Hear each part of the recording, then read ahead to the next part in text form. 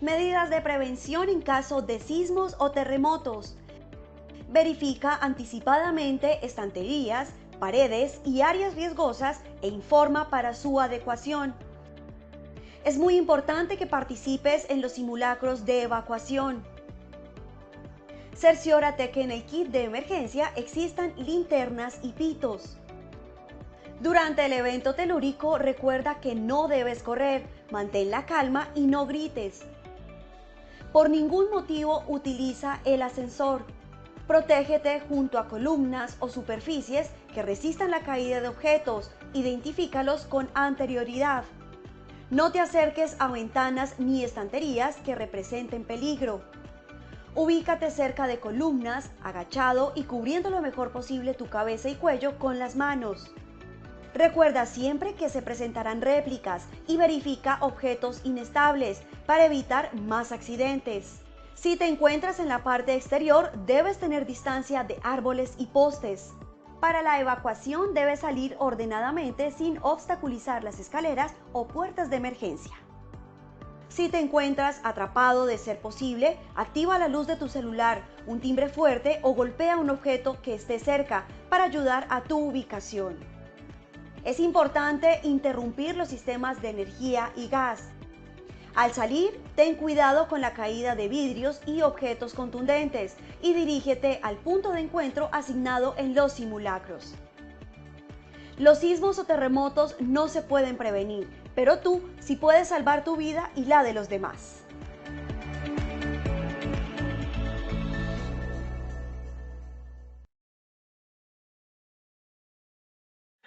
Muy buenos días para todos nuestros asistentes. Reciban un cordial saludo desde Positiva Compañía de Seguros y Positiva Educa. Soy Wilmer Carrasquilla y les doy una muy especial bienvenida a nuestra acción educativa de la Comunidad Nacional de Conocimiento en Prevención de Peligros en el Sector Manufactura, con la temática titulada Gestión del riesgo por trabajo en alturas en el sector manufactura. Damos la bienvenida a nuestro experto de la comunidad, el ingeniero Joseph Sanabria. Él es ingeniero químico, especialista en gerencia en seguridad y salud en el trabajo, con estudios de maestría en toxicología. Ingeniero Sanabria, muy buenos días y bienvenido. Wilmer, muy buenos días a todos nuestros asistentes del día de hoy. Wilmer, ¿estás? ¿Me escuchan? Sí, señor. Ok, perfecto. Bueno, vamos a comenzar con el seminario de hoy. Trabajo en alturas es un tema que se ha discutido en varias ocasiones. Tenemos tres normas históricamente hablando. Estamos desde la resolución 3673 del 2008, que nos hablaba del reglamento para trabajo seguro en alturas. En el 2012 tuvimos la primera modificación con la resolución 1409, que estableció unos criterios y un reglamento técnico para el programa de protección contra caídas. Y actualmente estamos bajo la modificación que se le hizo a esta resolución, que es la resolución 4272 del 2021. Es importante que tengamos en cuenta que trabajo en alturas implica no solamente una serie de controles y unas medidas de intervención, sino conciencia. Tener claro que todos los temas de seguridad industrial requieren conciencia, requieren querer hacerlos y que requieren una cultura de autocuidado. Que nos vemos en este tema de trabajo en alturas como una tarea crítica o una tarea de alto riesgo, de acuerdo a los lineamientos de la OSHA, claro que sí. Pero más allá de implementar medidas de control costosas, que pueda que no se ajusten a las necesidades de la empresa, es tener lo que se necesita, cuando se necesita y para lo que se necesita. El tema de trabajo en alturas es un tema costoso, es un tema que requiere una inversión importante y por eso es necesario que tengamos totalmente claros los protocolos para ejecutarlo de forma correcta. Por ello, este seminario lo vamos a hacer como lo he venido acostumbrando en tres momentos. En un primer momento vamos a hablar del inventario de tarea de trabajo en alturas para el sector manufactura. En un momento 2 vamos a hablar de las medidas de intervención para trabajo en alturas aplicable al sector manufactura. Y en un momento 3, que vamos a hacerlo de forma práctica, con el apoyo de ustedes y con la colaboración de ustedes, vamos a hacerlo teniendo en cuenta, vamos a hacer un ejercicio práctico. Vamos a mirar los diferentes elementos del programa de protección contra caídas, cómo les aplica y cómo lo podemos ejecutar de la mejor manera. Para ello, nuestro objetivo general es aplicar los lineamientos dados por la Resolución 4272 del 2021 del Ministerio de Trabajo, Reglamento para el Programa de Protección contra Caídas para Trabajo en Alturas, acorde a las características de la operación en diferentes actividades económicas propias del sector manufactura. Cuando hablamos del sector manufactura, estamos hablando de un sector muy amplio que tiene diferentes actividades económicas. Por favor, no caigamos en sesgos o en malas interpretaciones, estableciendo que todas las personas que hacen trabajo en alturas tienen que estar en riesgo 5. No es cierto. El decreto 768 del 2022 nos dio los lineamientos para la clasificación de riesgos de acuerdo a la actividad económica, y esa clasificación de riesgo la hace la ARL. No la hacemos nosotros, no la hace la empresa, no la hace el contratante, no, la hace la ARL. Entonces es importante también que tengamos en cuenta esto. Si bien trabajo en alturas es una tarea crítica o una tarea de alto riesgo, no necesariamente las empresas en donde alguno de sus trabajadores ejecuten trabajo en alturas tienen que estar en riesgo 5. Esto es importante definirlo. Para ello, tenemos 3 objetivos específicos. Objetivo 1, identificar las actividades de trabajo en alturas propias del sector manufactura, acorde a las características de la operación. En un objetivo 2, establecer la aplicabilidad de las medidas de intervención para trabajo en alturas en el sector manufactura. Y en un objetivo 3, dar lineamientos para la elaboración del programa de protección contra caídas en el sector manufactura. Para ello, para comenzar este seminario, vamos a dar paso a nuestro sondeo como es habitual. Wilmer, ¿nos ayudas, por favor? Claro que sí, ingeniero Sanabria. Como bien dices, vamos a realizar entonces nuestro sondeo inicial. Le recordamos a nuestros participantes, realizaremos un sondeo al inicio y otro al final de nuestra acción educativa. El objetivo de este sondeo inicial es saber con qué conocimientos previos llegan nuestros asistentes a este evento web, y el objetivo del sondeo final es saber con qué conocimientos se retiran del mismo. Vámonos entonces con esta primera pregunta. Nos dice nuestra primera pregunta: las actividades rutinarias para trabajo en altura se definen por: A, se realizan todos los días sin importar el lugar; B, se realizan en el mismo lugar cuando se requiere; C, se realizan de forma frecuente y son estándar; D, se realizan ocasionalmente. 15 segundos para que puedan responder esta primera pregunta. Les recuerdo, desde su dispositivo móvil o computador aparecerán estas 4 opciones de respuesta para que ustedes puedan seleccionar la que consideren es la correcta. Vamos a ver los resultados de nuestra primera pregunta. A, se realizan todos los días sin importar el lugar, un 23%. B, se realizan en el mismo lugar cuando se requiere, un 16%. C, se realizan de forma frecuente y son estándar, un 53%. D, se realizan ocasionalmente, un 8% de respuesta. Pasaremos entonces a nuestra segunda pregunta. Para la ejecución de actividades rutinarias de trabajo en alturas se diligencia: A, análisis de trabajo seguro y permiso de trabajo; B, lista de chequeo; C, análisis de trabajo seguro y lista de chequeo; D, permiso de trabajo. 15 segundos para que puedan responder.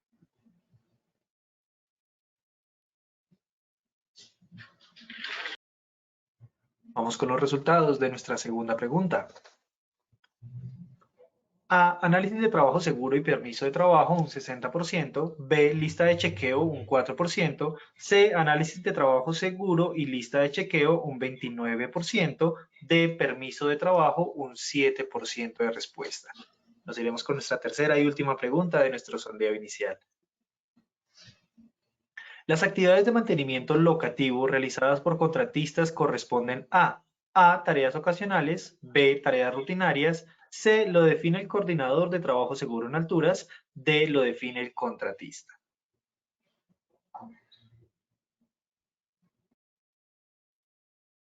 Vamos con los resultados de nuestra tercera pregunta. A, tareas ocasionales, un 17%, B, tareas rutinarias, un 14%, C, lo define el coordinador de trabajo seguro en alturas, un 53%, D, lo define el contratista, un 17% de respuesta.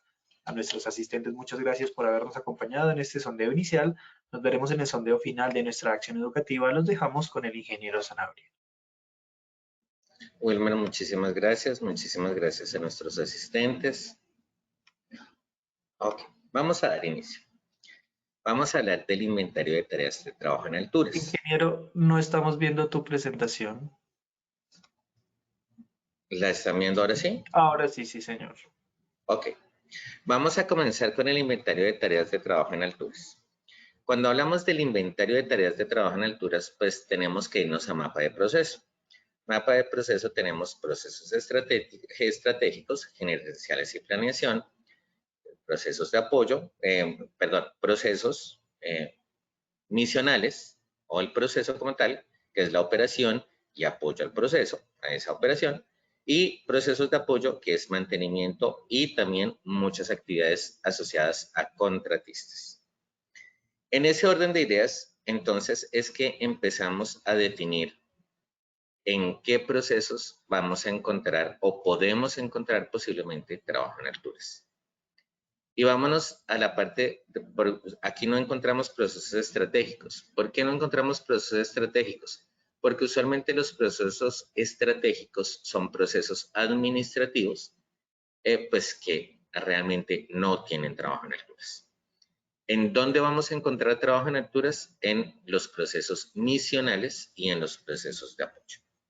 En los procesos misionales, y empecemos a hablar de actividades económicas. Actividades económicas, sector manufactura, alimentos, estamos hablando producción de materiales, estamos hablando actividades también otras actividades como metalmecánica o elaboración de piezas, diferentes actividades de proceso del sector manufacturas. En esta actividad vamos a irnos, por ejemplo, confección. Vamos a hablar también de actividades económicas confección. Diferentes actividades de sector manufactura y entonces tenemos que entrar a mirar cuál es el corazón de su proceso para definir si hay tareas de trabajo en alturas. Si hablamos de confección, pues confección definitivamente en sus procesos misionales no va a tener trabajo en alturas. Pero ¿quién sí va a tener trabajo en alturas? Alimentos, fabricación de piezas y otros. Y entonces nos vamos a precisamente a materiales también, elaboración de materiales, segregados y otros. Entonces estamos hablando de carga de silos. En procesos también poliméricos, ¿sí? Estamos hablando de elaboración de piezas plásticas y demás, también sector manufactura, pues la materia prima y los insumos, ¿en dónde se encuentran? En los silos. Y trabajo en alturas está relacionado al cargue de esos silos, es decir, a la alimentación de insumos y materias primas en los silos. También, ¿dónde la encontramos? En la operación de maquinarias y equipos. Usualmente en estos procesos hablamos también de procesos asociados a la producción, logística. Hablamos de brazo grúa. Estamos hablando de manejo de cargas. En una empresa donde estuve alguna vez manejando una asesoría, tejas, elaboración de tejas. Entonces teníamos el puente grúa. La persona que manejaba el puente grúa tenía que subirse. Bueno, entonces empezamos a mirar en qué actividades asociadas al proceso, ¿sí? Pueden ser directas o indirectas al proceso misional. Vamos a tener trabajo en alturas y así empezamos a hacer nuestro inventario. Procesos de apoyo, mantenimiento de maquinarias y equipos, mantenimiento de tanques, mantenimiento de silos, diferentes elementos asociados al proceso misional, pero que corresponde al área de mantenimiento, conexiones eléctricas y otros. Y nos vamos a mantenimiento locativo, que esto sí es general para todas las empresas. En mantenimiento locativo tenemos paredes, tenemos mantenimiento de techos, ventanería, cambio de luminarias, entre otros. Y aquí es donde empezamos a mirar haciendo ese inventario, empezamos a definir, pues, qué tipo de tareas son. No solamente, cuando hablamos de trabajo en alturas, también tenemos que definir a qué altura se hace y otros aspectos que son importantes y que los vamos a ver más adelante. Es importante también, como les decía, en este punto hablar de la clasificación de riesgo. Y esto lo hablo para contratantes y contratistas. Como contratante, yo no le puedo exigir a mi contratista que esté en el riesgo 5 porque va a hacer trabajo en alturas. No, tengo es que mirar la concordancia o solicitarle la certificación de la ARL frente a la actividad económica que realiza. ¿Por qué?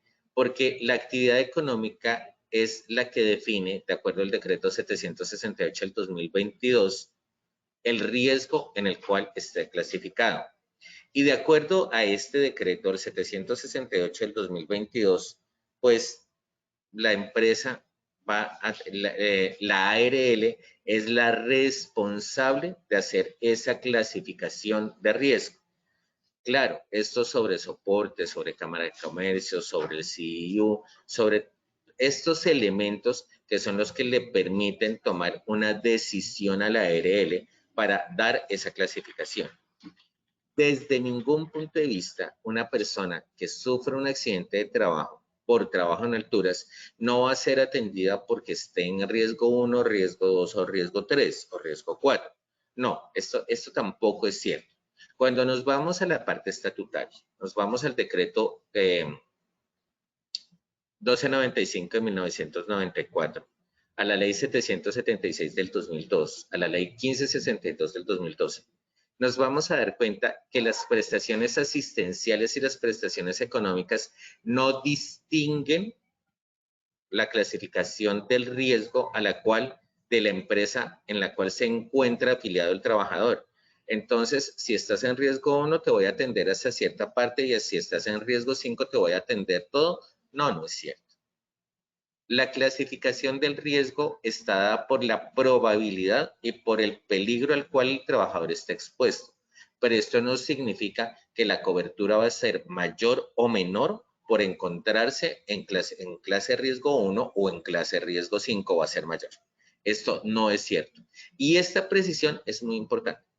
¿Por qué? Porque desafortunadamente esta falta de información conduce a errores hacia el contratista que traumatizan el proceso de la empresa.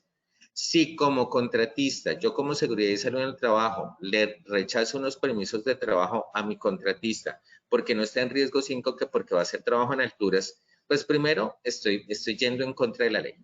Estoy yendo en contra de la norma. Segundo, estoy traumatizando el proceso al cual me debo, que es el proceso de mi empresa. No se trata de dejar pasar todo, no, tampoco. Eso no es lo que estoy diciendo.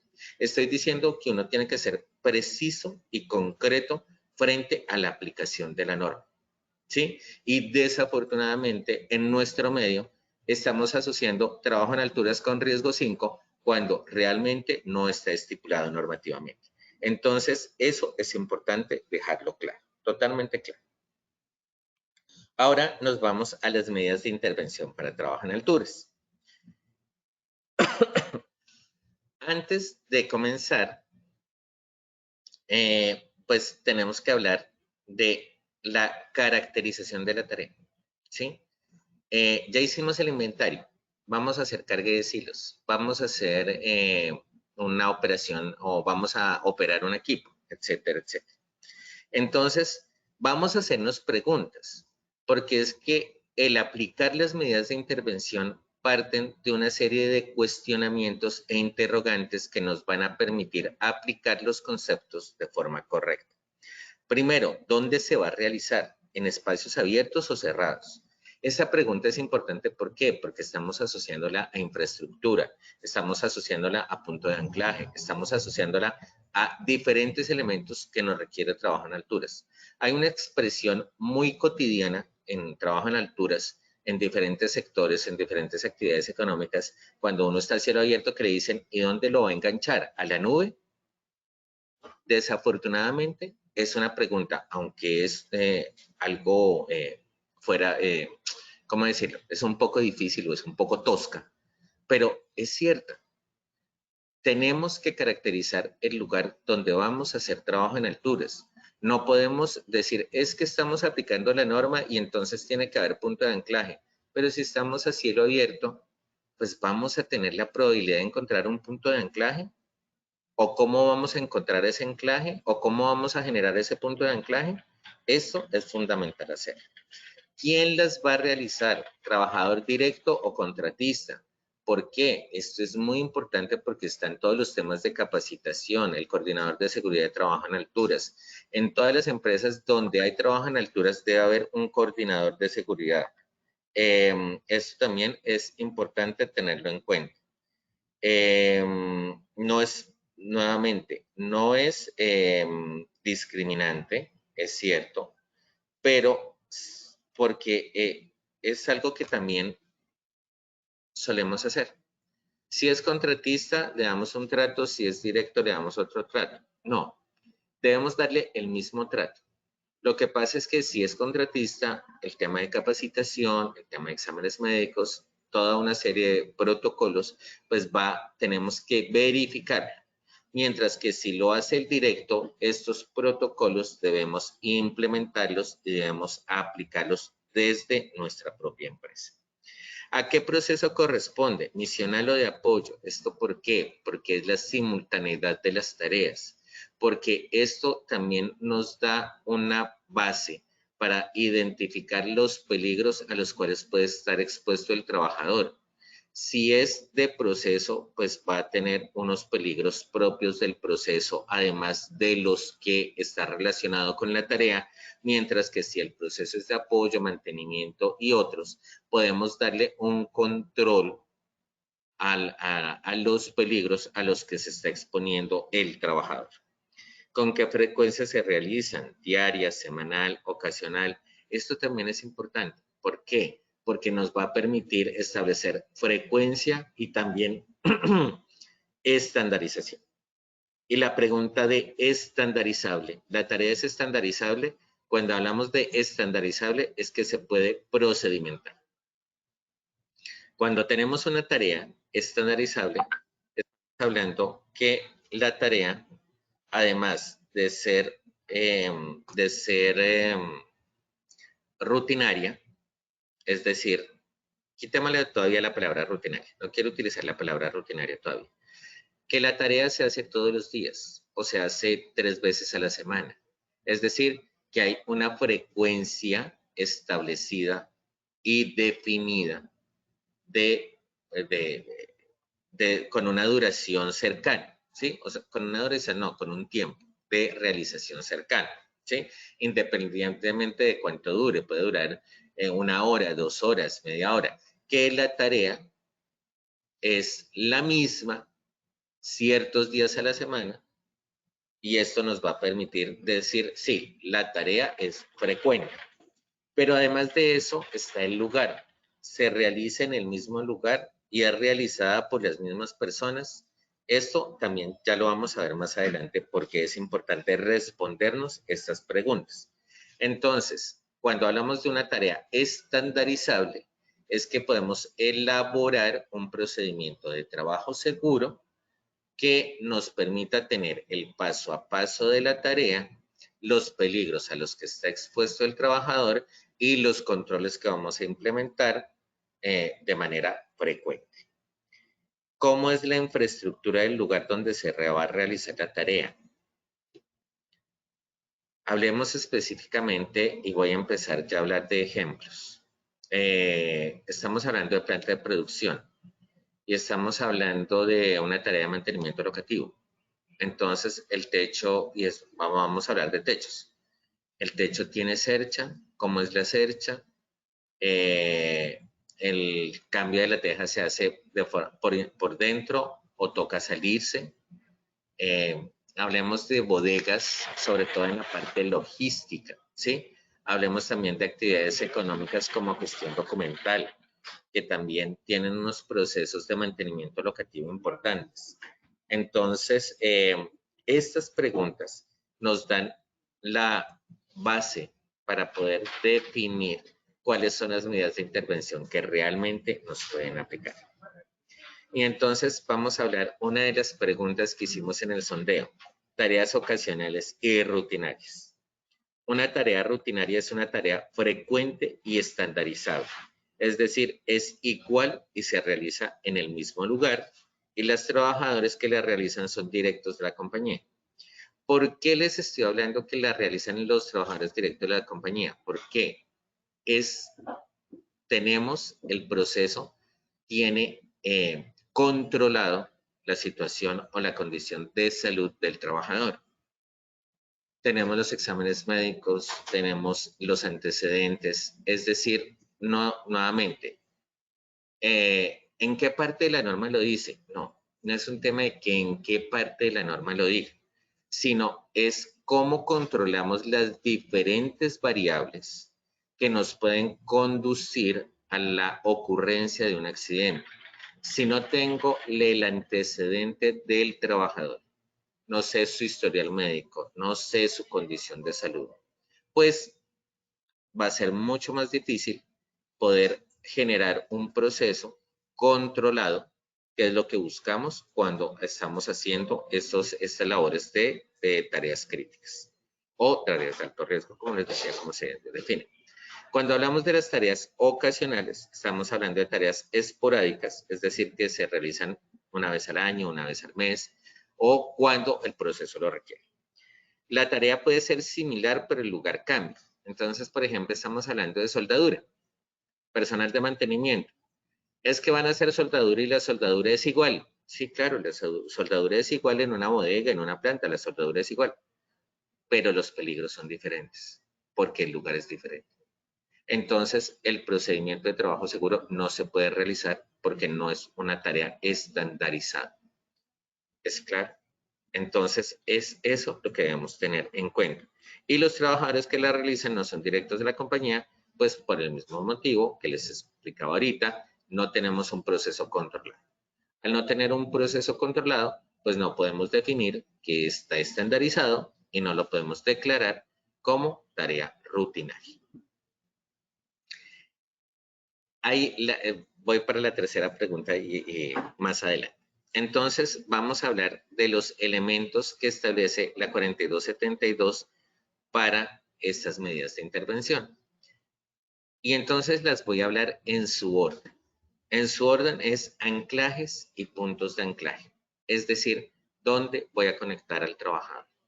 Una cercha, un punto de anclaje, una estructura, algo que me dé la robustez, que me establece la seguridad del trabajador frente a, un posible evento en que el trabajador quede suspendido. Y es ahí cuando hablamos de los diferentes tipos de tareas de trabajo en altura. Está la suspensión, el trabajador que realiza trabajos en suspensión, el trabajador que realiza trabajos en detención y en restricción.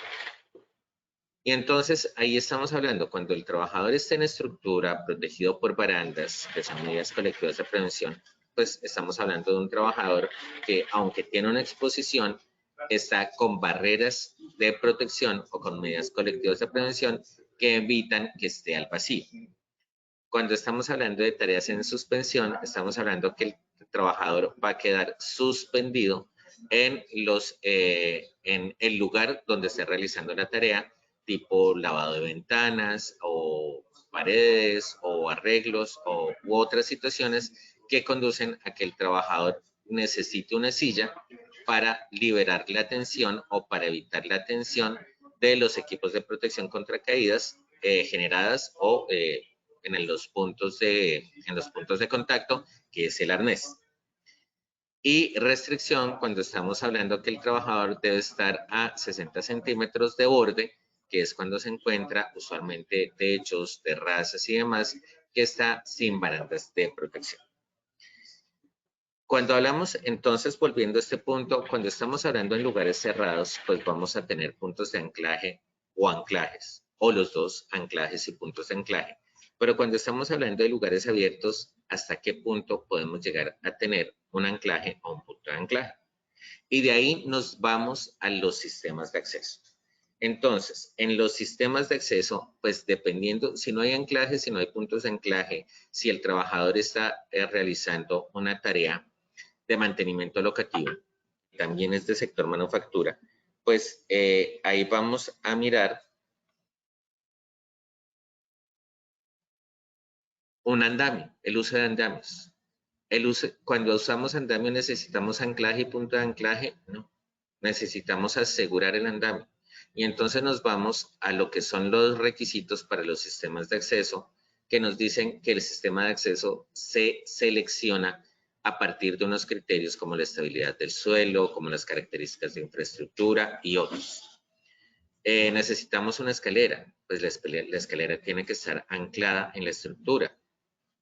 La estructura me permite asegurar la escalera. Hablamos de sistemas elevadores de personas. El punto de anclaje está al interior o dentro del sistema de acceso. Entonces, démonos cuenta que el sistema de acceso depende de las preguntas que hacíamos inicialmente. Y esas preguntas nos conducen a decir, si no tengo punto de anclaje, no tengo anclaje, pues el sistema de acceso me debe proveer mi punto de anclaje. Después ya tenemos anclaje, punto de anclaje, sistemas de acceso. Ahora nos vamos a las medidas colectivas de prevención. Cuando hablamos de las medidas colectivas de prevención, tenemos 7 medidas colectivas de prevención.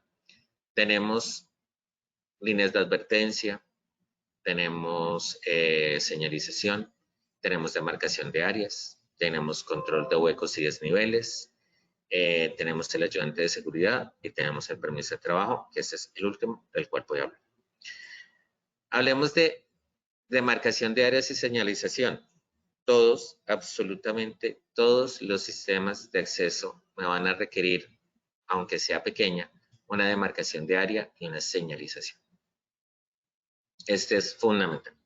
Cuando estamos hablando de espacios cerrados, sobre todo precisamente en producción, en tareas misionales, pues debemos establecer la señalización, hacer la comunicación de peligros y tener señalización y demarcación de áreas para avisarle a las personas que por ahí no se puede transitar, porque es que otro de los peligros asociados a trabajo en alturas es caída de objetos. Y la caída de objetos es igual de peligrosa, o voy a quitar la palabra, el riesgo es alto frente a la generación de un accidente que es el trabajo en alturas. Que las consecuencias son diferentes, claro que sí, pero la responsabilidad o el por qué es tan importante tener medidas colectivas de prevención, como su nombre lo indica, es prevenir la ocurrencia de un accidente de trabajo en los trabajadores que están pasando por el lugar donde se está realizando trabajo en alturas. Entonces, si estamos, les voy a poner un ejemplo. Estamos en un pasillo. Esto lo he visto sobre todo en logística, en las bodegas de logística. En un pasillo se está cambiando luminaria por daño. Pues hay que bloquear el pasillo para generar todo el protocolo de trabajo en alturas. Mientras que la línea de advertencia se utiliza sobre todo en exposición a trabajos en borde. Como su nombre lo indica, la línea de advertencia es una línea que se coloca a una altura entre 90 centímetros y 1 metro. Debe estar a 1,80 m del borde y dentro de la línea de advertencia, los trabajadores no requieren equipos de protección individual contra caídas porque no están expuestos a una caída. Si no hay esas condiciones del 1,80 m, pues es muy difícil poder hablar de una línea de advertencia. Pero entonces démonos cuenta, esto sucede cuando hay una exposición a borde de placa y esto usualmente sucede en espacios abiertos, no en espacios cerrados. esto estaría asignado a trabajos de mantenimiento locativo al exterior de la empresa o al exterior de las instalaciones de la empresa. Para los trabajos al interior de la empresa, pues estamos hablando que realmente no vamos a tener en cuenta o no va a tener esa aplicabilidad la línea de advertencia como medida de prevención colectiva. Frente a control de huecos y desniveles, nuevamente, nivel cerrado, nivel abierto. Si vamos a hablar de un andamio, el andamio pues debe estar en una superficie regular y una superficie nivelada. Si está en una superficie desnivelada, pues hay andamios. Tenemos que también seleccionar el andamio donde las patas, las bases, me permitan salvar estas distancias en su armado. Pero no siempre esto sucede. Muchos andamios he visto que les ponen tablones en la base porque precisamente hay esa presencia como control de huecos o en escaleras o en diferentes sistemas de acceso. La selección de estos tablones debe ser la correcta, teniendo en cuenta criterios de resistencia de materiales, y esto lo debe dar una persona calificada. Frente al ayudante de seguridad, depende si es una tarea ocasional o una tarea rutinaria, y también del tiempo de exposición y de la criticidad de la tarea. Estamos hablando de los peligros que están alrededor de la tarea y del tiempo de duración de la tarea. Si estamos hablando que es una tarea de duración corta, media hora, 1 hora, 2 horas, pues el trabajador, recordemos que el trabajador siempre debe estar acompañado. Pero cuando hablamos que el trabajador siempre debe estar acompañado, no es que una persona se quede en piso, cruzada de brazos, mirando a su compañero trabajar.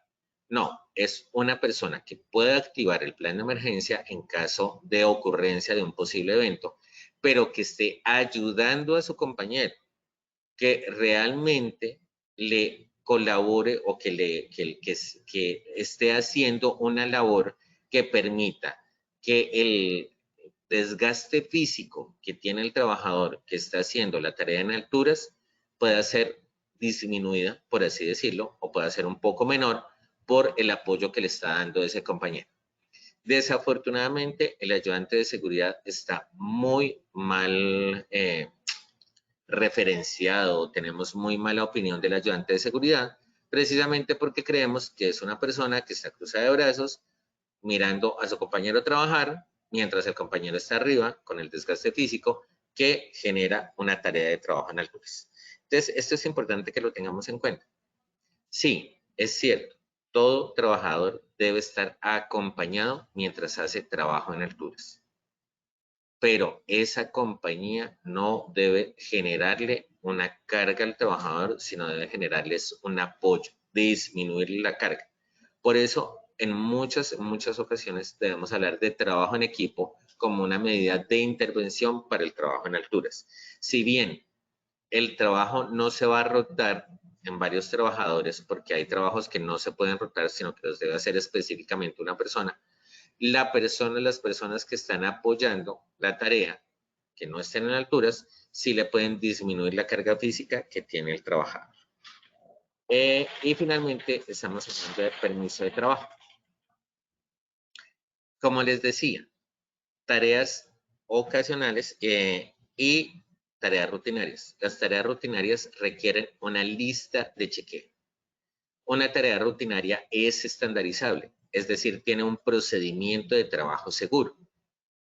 Por lo tanto, cuando se va a ejecutar la tarea rutinaria, lo que se requiere es una lista de chequeo sobre el procedimiento de trabajo seguro que se hace cuando una sola vez.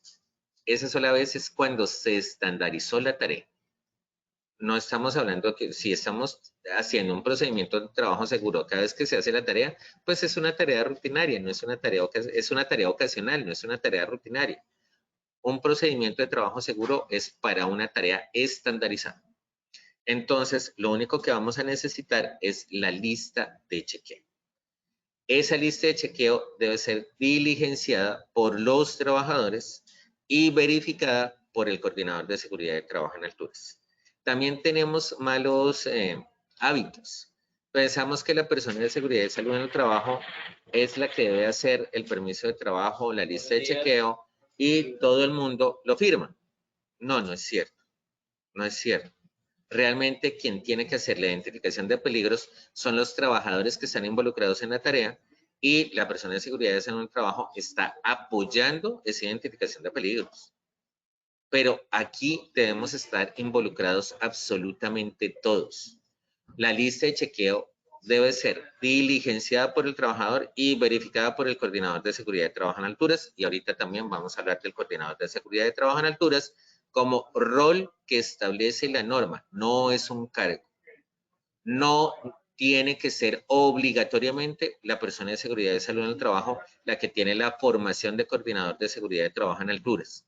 No, es una persona que se designa o designada por el empleador con la formación de del 96 horas, si no estoy mal, creo que quedó el nivel de formación para coordinador de seguridad de trabajo en alturas y sobre todo que tenga una característica de liderazgo.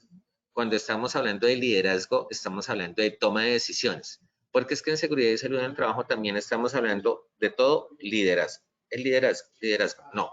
Cuando estamos hablando de liderazgo es que tenga la capacidad de decidir y de ejecutar esa toma de decisiones.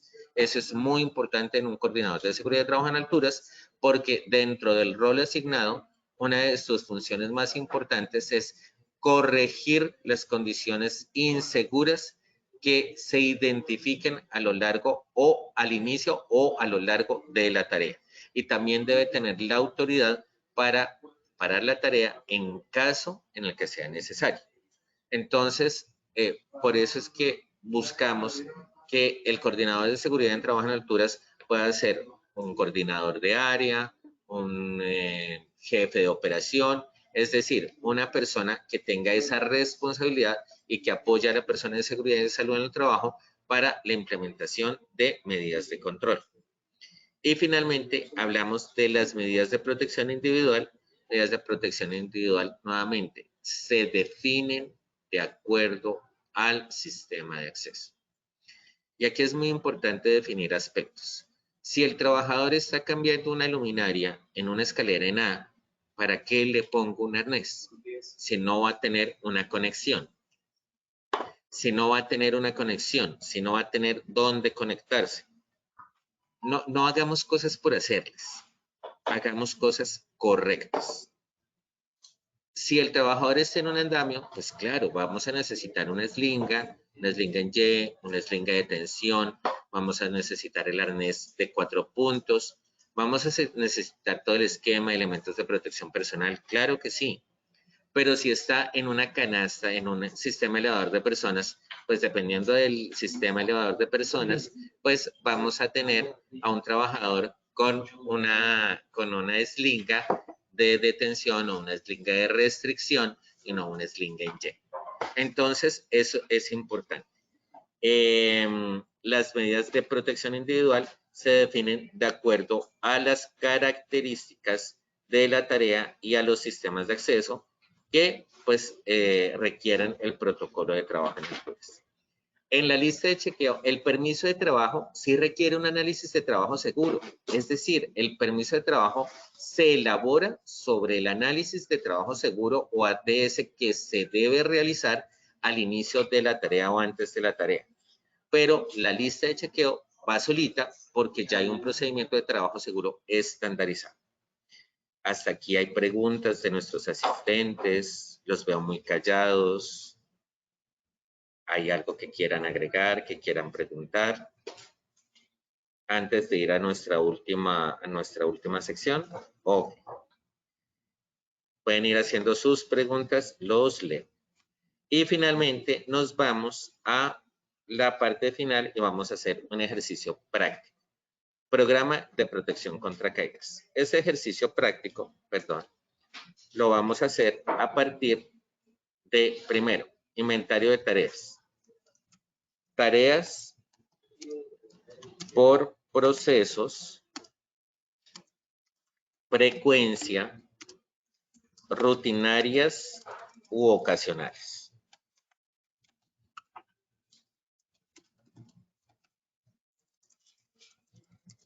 porque esto es el punto de partida para poder definir todo el protocolo del cual desea hablar.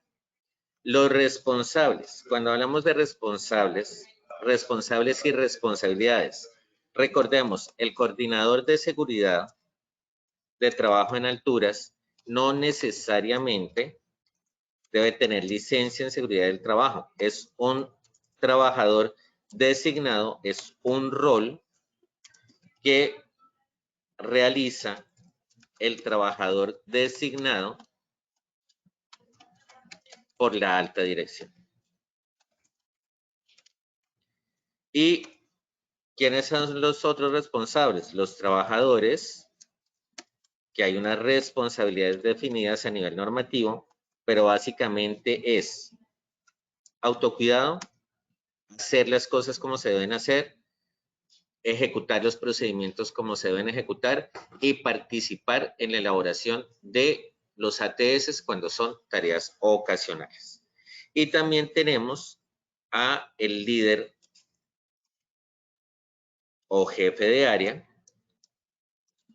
que es la máxima autoridad en el lugar donde se ejecutan las tareas y es el que toma decisiones frente a la ejecución de la tarea y a las medidas de control a implementar.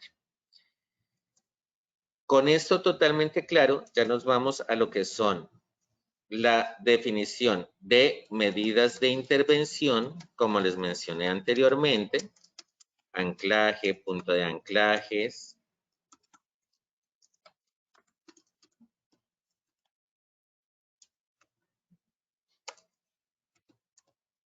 sistemas de acceso,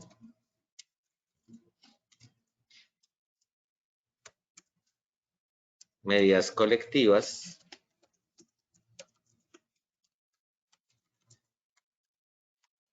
de prevención,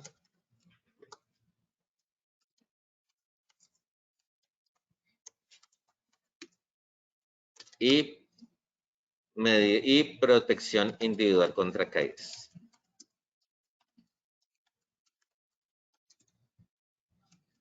Aquí hay un componente muy importante que no debo olvidar, que es la capacitación.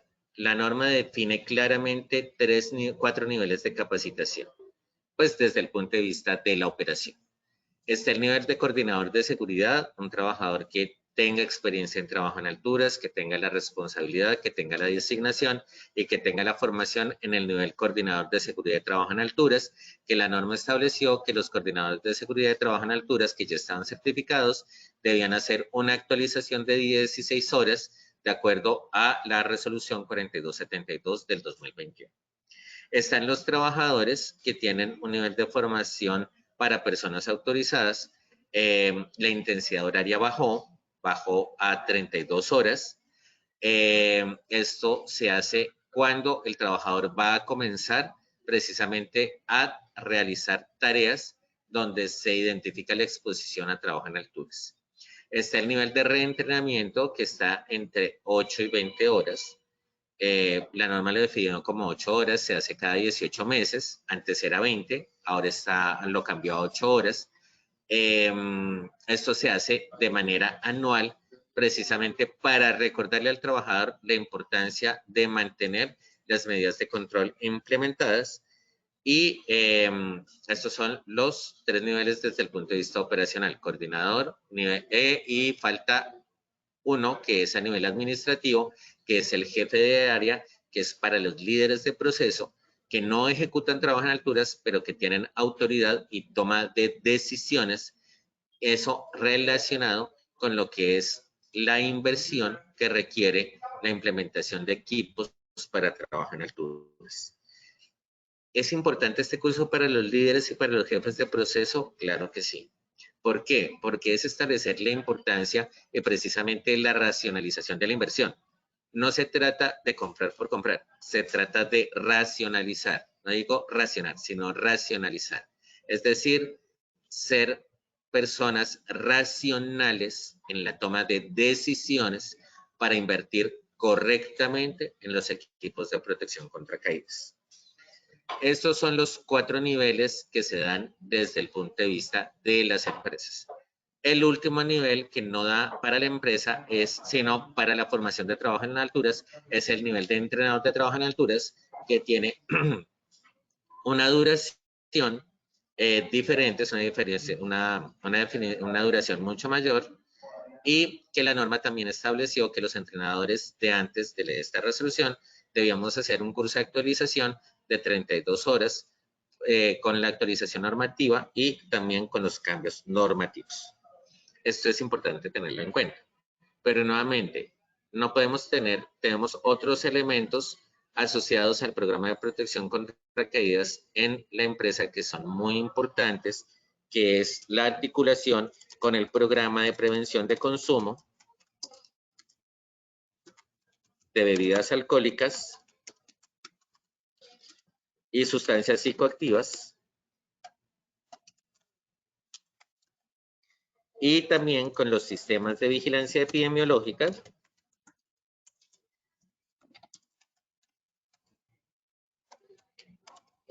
visual,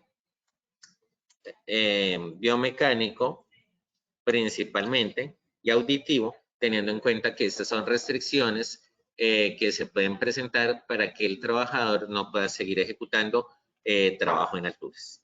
Entonces, con esta estructura de base es que debemos construir nuestros protocolos o nuestros programas de protección contra caídas para nuestras empresas. Tenemos pregunta, ¿la lista de chequeo es un anexo ya que está determinado como tal? Sí, efectivamente la lista de chequeo es un anexo. Uno lo define de acuerdo a la tarea rutinaria que se está ejecutando al interior de la empresa. El análisis varía ya que se debe hacer antes de la tarea. No confundamos o sea, hagámoslo por partes. La tarea rutinaria me da una lista de chequeo. La lista de chequeo es para identificar los peligros que se presentan en la tarea y verificar que las medidas de intervención o las medidas de control se están implementando correctamente. El análisis lo hago todo el tiempo, pero no lo confundamos con análisis de trabajo seguro, porque el análisis de trabajo seguro es para tareas ocasionales. Entonces, esto es lo que es importante no confundir. Tarea rutinaria, verificación de peligros presentes y verificación de medidas de control. Análisis de trabajo seguro, no verifico, sino identifico. Ahí la palabra clave es verificar, tarea rutinaria, verifico. Tarea ocasional, identifico. Analizo. ¿Sí? El análisis parte de una identificación de las condiciones específicas para realizar la tarea ocasional. Al momento de ejecutar trabajos en alturas, ¿es obligatorio realizar un simulacro de rescate? No. Eso hace parte del programa de protección contra caídas. No hago un simulacro de rescate cada vez que voy a hacer una tarea. No. Tengo que involucrar en mi plan de actividades de mi programa de protección contra caídas los simulacros de rescate. ¿Sí? Y esos debo evidenciarlos como parte del programa de protección contra caídas, no de una tarea específica. ¿El jefe de área es el mismo que el ayudante de seguridad? No. El jefe de área es el que tiene la máxima autoridad, que tiene la capacidad en la toma de decisiones, mientras que el ayudante de seguridad es el que disminuye la carga del trabajador que está ejecutando trabajo en alturas durante la tarea. Muchísimas gracias a todos. Pues espero haberles aportado un poquito en este tema de trabajo en alturas. Y pues volvemos a nuestras preguntas del sondeo. Muchísimas gracias a todos. Wilmer, ¿nos ayudas, por favor? Claro que sí, ingeniero. Muchísimas gracias a ti por tu intervención. Vamos a pasar entonces a nuestra primera pregunta de este sondeo final. Las actividades rutinarias para trabajo en altura se definen por A. Se realizan todos los días sin importar el lugar. B. Se realizan en el mismo lugar cuando se requiere. C. Se realizan de forma frecuente y son estándar. D. Se realizan ocasionalmente. 15 segundos para que puedan responder esta primera pregunta de nuestro sondeo final.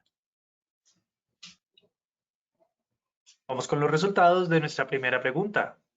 A. Se realizan todos los días sin importar el lugar, un 15%. B. Se realizan en el mismo lugar cuando se requiere, un 11%. C, se realizan de forma frecuente y son estándar, un 68%. D, se realizan ocasionalmente, un 5% de respuesta. Ingeniero, ¿qué tal nos fue en esta primera pregunta? Súper, súper. Efectivamente, una tarea rutinaria es una tarea frecuente y estándar o estandarizable. Muchas gracias, ingeniero. Pasamos entonces a nuestra segunda pregunta.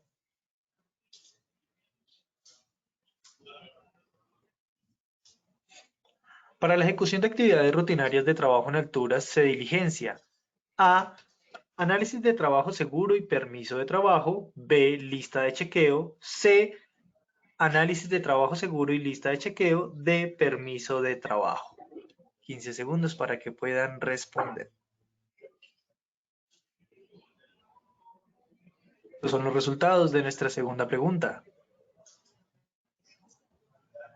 A. Análisis de trabajo seguro y permiso de trabajo, un 41%. B. Lista de chequeo, un 15%. C. Análisis de trabajo seguro y lista de chequeo, un 37%. D. Permiso de trabajo, un 7%. Ingeniero, ¿qué tal esta segunda pregunta? La respuesta es lista de chequeo. Recuerden, tarea rutinaria parte de un procedimiento de trabajo seguro que se hace una única vez. Para tareas ocasionales se hace ATS y permiso de trabajo. Para tareas rutinarias se hace lista de chequeo. Ingeniero, muchas gracias por la retroalimentación. Vamos entonces con nuestra tercera y última pregunta de la acción educativa de hoy. Las actividades de mantenimiento locativo realizadas por contratistas corresponden a tareas ocasionales. B, tareas rutinarias. C, lo define el coordinador de trabajo seguro en alturas. D, lo define el contratista.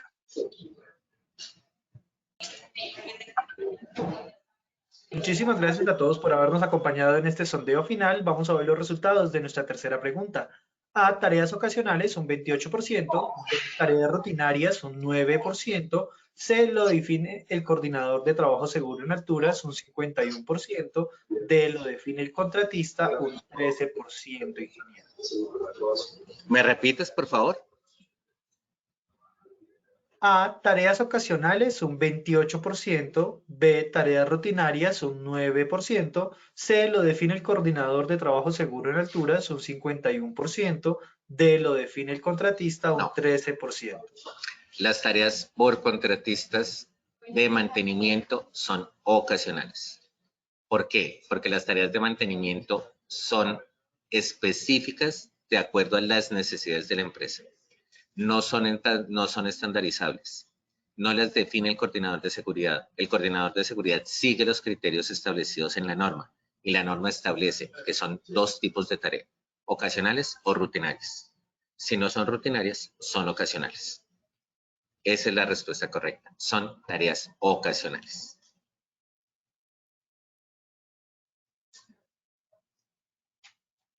Bueno, ingeniero Sanabria, finalizamos nuestra acción educativa agradeciéndote por habernos acompañado en este espacio académico. Te deseamos un excelente día y nos veremos en otra próxima oportunidad. Jefferson, Wilmer, muchísimas gracias a todos nuestros asistentes del día de hoy y muy buen día a todos, mil disculpas. Wilmer, muchas gracias a todos nuestros asistentes, muchas gracias al ingeniero Fernando, que es el que nos está apoyando pues en todo este recurso, esta virtualidad que nos acompaña. Muchísimas gracias a todos. Gracias a ti, ingeniero. De igual forma, le agradecemos a todos nuestros asistentes por su participación y acompañamiento en la acción educativa de hoy. Los invitamos a que conozcan nuestro Centro Virtual de Enseñanza y Aprendizaje Posipedia, www.posipedia.com.co, donde encontrarán todas nuestras comunidades de conocimiento y mucha más información para que sigan conectados con nuestro Plan Nacional Multimodal de Educación. También queremos invitarlos a descubrir todas las acciones educativas que tenemos para ustedes en www.posipediatalleresweb.com o siguiéndonos por medio de nuestro canal de WhatsApp Positiva Educa. Pueden hacerlo escaneando el código QR que les aparecerá en pantalla o copiando el enlace desde su celular. Recuerden que el certificado de este evento web se generará para todos nuestros afiliados de 1 a 8 días hábiles después de terminada la acción educativa y podrán acceder a él por medio de nuestro portal Posipedia en la sección Edúcate. Agradecemos diligenciar la encuesta de satisfacción que les aparecerá al finalizar el evento web. Los dejamos con el siguiente audio coaching. Que tengan un muy buen día.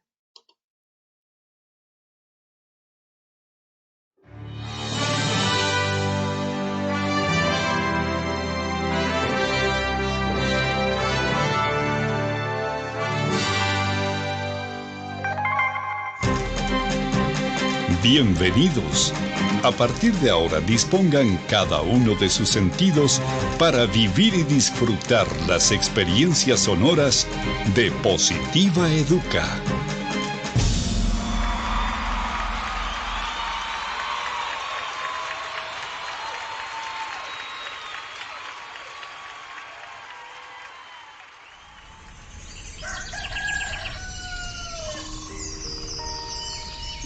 Llega un nuevo día.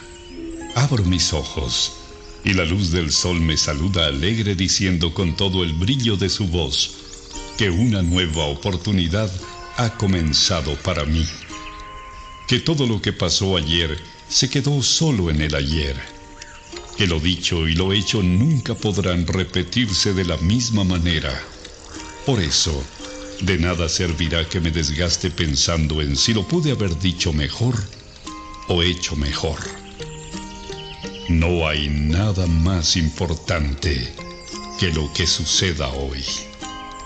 Por eso, veo y veré cada día como el maravilloso regalo en el que la vida me entrega las llaves para abrir la puerta principal de una nueva opción, un nuevo intento, y debo afrontarlo con toda la esperanza puesta en todo lo que soy capaz de hacer, celebrando siempre el estar vivo y poder hacer parte de una familia llamada sociedad y de una casa llamada mundo.